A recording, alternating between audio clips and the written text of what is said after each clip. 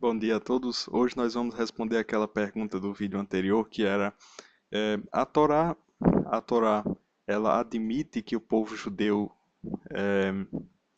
demonstre um comportamento de exclusivismo, de ódio ao não-judeu, de não aceitar, de desprezar, não é? E por que este vídeo? Por que essa pergunta? Porque essa é a ideia que muita gente tem dos judeus, não é? Eu tenho certeza, principalmente se o ouvinte for um frequentador de igrejas pentecostais, né, que eu tenho certeza que vocês já escutaram ou escutam até mesmo com frequência, não é isso? Pastores com um despeito, com um recalque, com um sentimento negativo falando nos seus discursos, aquela história, os judeus, aquele povo, eles achavam que os gentios eram vermes, eram lixo. Não sei, eles falam essas coisas com um sentimento assim, ó, de amargura, não é?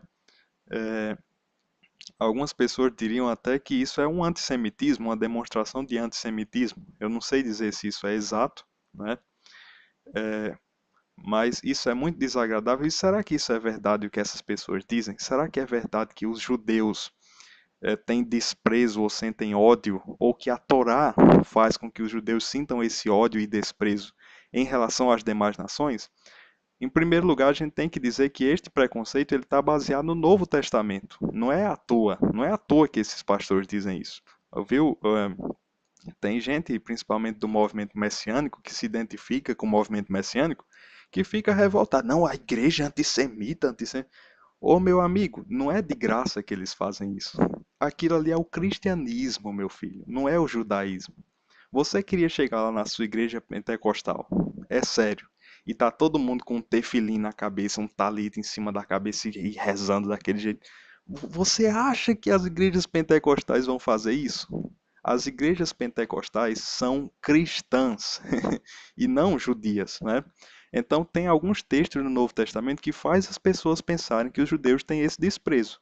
Eu não vou ler, mas são Mateus 15 do 25 ao 26, João 4 e 22, Efésios 2 do 11 ao 12, 1 Coríntios 12, versículo 2 e etc. Tá certo?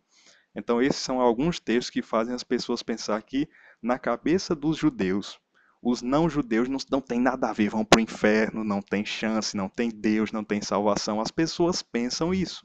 Pensam que os judeus acham que quem não é judeu não tem nada, não tem Deus, não tem nada. Será que isso é verdade? Não, isso não é verdade. Nós vamos mostrar aqui neste vídeo, tá certo? Será que o povo judeu se acha o povo intrinsecamente santo e sempre certo? Será que eles se enxergam dessa maneira? Vamos ver alguns versículos da Torá, começando por Êxodo 19 e 5. Agora, pois, se diligentemente ouvirdes a minha voz e guardardes a minha aliança, então sereis a minha propriedade peculiar dentre todos os povos, porque a terra é minha. Aqui está dizendo, Israel, vocês são melhores que os outros, né? Ou Israel, eu estou te escolhendo porque você é melhor que os outros povos. É isso que está dizendo? Não. Aqui está dizendo, se é uma oração condicional, não é isso? Se vocês diligentemente ouvirem a minha voz e guardarem a minha aliança, então vocês serão minha propriedade peculiar entre todos os povos. Ora, Deus não é racista. O povo de Israel não é melhor que os outros povos, né?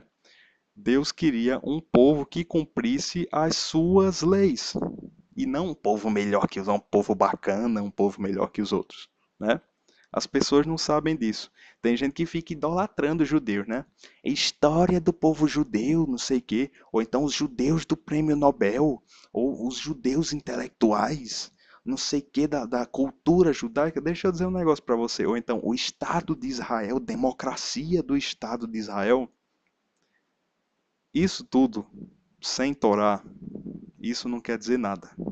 Sabia, sabia disso, né? Não é, quer dizer, não é tudo de judeu que é bom. Não é tudo de judeu que é certo. Judeu não ficou para ser idolatrado. Judeu não ficou para ser supervalorizado.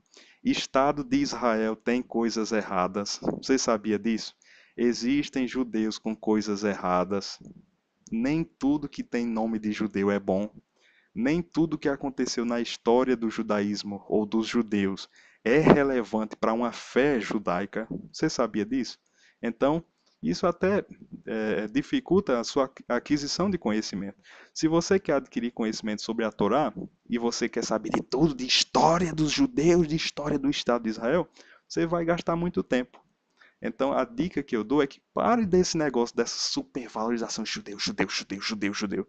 Pare dessa supervalorização e comece a estudar o quê? A religião judaica, que é a Torá, não é? E não, e não os judeus do Prêmio Nobel, os judeus que são ricos, os judeus que são chefes de Estado. Isso é irrelevante, meu filho. Isso é irrelevante, né? Judeu não ficou para ser idolatrado. Judeu é um povo, o povo judeu é um povo que é especial a partir do momento que cumpre mandamentos de Deus, que cumpre a Torá. Nós temos que saber disso, né? Então tá aí, Êxodo 19:5. Ora, o que foi que Deus disse a Abraão lá em Gênesis 18, do 17 ao 19?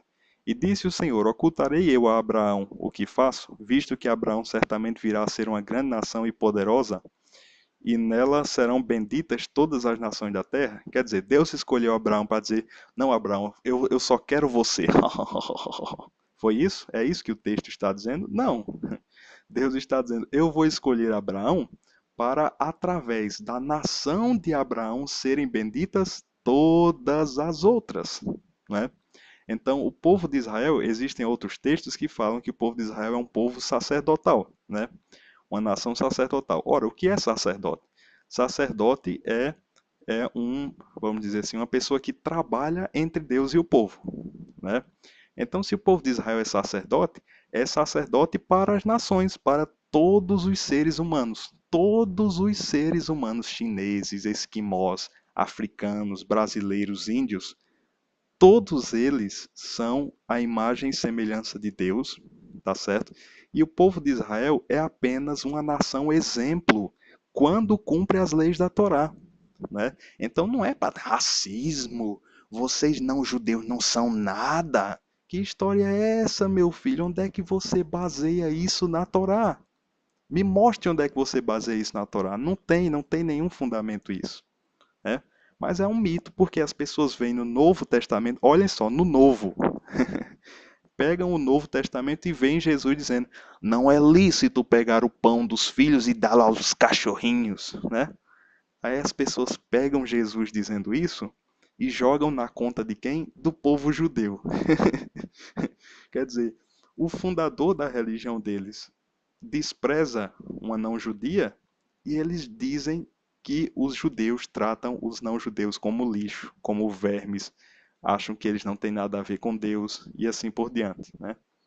Para você ver o nó que deram na cabeça do povo, não é isso? Veja também Números 24, do 5 ao 9 e Deuteronômio 4 e 6.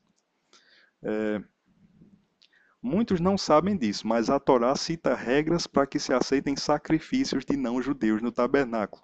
Né? Levítico 22, do 24 ao 25. Então, não-judeus poderiam oferecer sacrifício no tabernáculo ou no templo. Né? Temos no Tanar histórias de estrangeiros que tiveram um relacionamento próximo com o único Deus, Raabe, Ruth, Naamã, sem falar em todos os anteriores à Torá, que portanto não eram fiéis da Torá. Né? O profeta Isaías disse que a casa de Deus seria chamada casa de oração para todos os povos. Isaías 56 e 7. O rei Salomão disse em oração: assim também ao estrangeiro, que não for do teu povo de Israel, quando vier de terras remotas, por amor do meu grande nome, vindo eles e orando nesta casa, então ouve tu desde os céus, assento da tua habitação, e faze conforme tudo que o estrangeiro te suplicar, a fim de que todos os povos da terra conheçam o teu nome e te temam como o teu povo Israel. 2 Crônicas 6, 32 ao 33. Você ainda vai dizer que para o povo judeu os não-judeus não servem de nada? Você ainda vai dizer isso depois de ouvir esses versículos? Não é? É, Olha aí, as demais nações, independentemente de aceitar a religião israelita, tinham sua soberania, suas terras dadas por Deus e não deveriam ser molestadas. Não deveria haver uma conquista sem critério, né? Por exemplo, leia Deuteronômio 2, do 3 ao 7, onde Deus ordena, Deus diz, eu dei essa região ao povo de Esaú. Então não mexam nas coisas dele. Deus diz isso. Deuteronômio 2, do 3 ao 7. Veja isso antes de sair dizendo que a Torá só tem coisa de judeu. Não tem, não é verdade isso aí. Né? A postura, os moabitas, a mesma coisa. Deuteronômio 2 e 9. A postura do povo judeu frente ao estrangeiro nunca deveria ser de opressão. E se o estrangeiro viesse buscar abrigo com os judeus, deveria ser amado e bem acolhido, de acordo com vários mandamentos da lei divina. Leia, por exemplo, Êxodo 22 e 21, 23 e 9 e Levítico 19 e 33. Deus disse ao povo: Olha, não oprimam o estrangeiro. Vocês não façam maldade com o estrangeiro. Vocês sabem na pele o que é ser estrangeiro, porque vocês foram estrangeiros na terra do Egito. Amem o estrangeiro, diz a Torá, né? Aí vem você dizer que os judeus têm, os judeus, não sei o que tratam o povo como vermes, como impuros, né? E aí por diante. Então, gente, a pergunta antes de terminar o vídeo é o seguinte: quer dizer que nunca existiu um judeu que acha que os não-judeus são impuros? Ou que nunca existiu uma época em que os judeus se comportaram desse modo? É claro que existiu e existe. Existem judeus que odeiam os não-judeus. Existem judeus que acham que os não-judeus são impuros. Mas aí eu pergunto: esses judeus estão de acordo com as leis de Deus ou não? Não! As leis de Deus dizem: vocês devem amar o estrangeiro, né? As leis de Deus dizem que o estrangeiro pode oferecer sacrifício a Deus. A Bíblia fala de vários gentios que estavam certos e não eram judeus. Eles não eram circuncidados. Tem gente que diz, no Antigo Testamento, para um gentio fazer parte de Deus, ele tinha que se circuncidar. Você pode me mostrar isso? Você pode me mostrar que Noé era circuncidado? Né? Você pode me mostrar que Naamã passou por circuncisão? Você não pode me mostrar isso, não é isso? Então, por que que você vem dizer essas coisas? Né? Jó, Jó, de acordo com alguns sábios, era um não-judeu da época de Abraão. Ele era circuncidado, né? Um homem da paciência de Jó, da justiça de Jó. Aí vem você dizer essas coisas, né, por pura ignorância, por desconhecimento. Então, vamos parar dessa história de dizer, então, o que Deus, aí você me pergunta, o que Deus quer? Então, não é que o povo se circuncide e vire judeu? Não, não é. Você já leu, por acaso, o livro de Jonas? Você já leu o livro de Jonas? O livro de Jonas fala sobre um profeta que ele foi para que nação? Os judeus? Não. Ele foi para o povo de Nínive, não é? Para que eles deixassem de imoralidades, né? De matar gente, de fazer crueldade. O que que Jonas chegou lá? Atenção, atenção, todo mundo aqui vai se converter ao judaísmo. Ele disse isso? Não. Ele chegou dizendo: Deus vai destruir vocês porque vocês estão sendo imorais, né? Ou eu estou dizendo besteira, ou vocês nunca leram, né? Então, essa história de que o não-judeu não tem nada a ver, ou de que o não-judeu tem que ser judeu, né? Isso é besteira, ignorância, né? Isso é ignorância, não tem nenhum fundamento na Torá, tá certo? Então, tá aí, eu espero ter desmascarado esse mito. Na verdade, é um mito que diz que os judeus se sentem demais, que os judeus reprovam os outros povos, que não sei o quê. Esse mito é baseado no Novo Testamento e não na Torá, tá bom? E para terminar, eu vou repetir o que eu falei no começo do vídeo.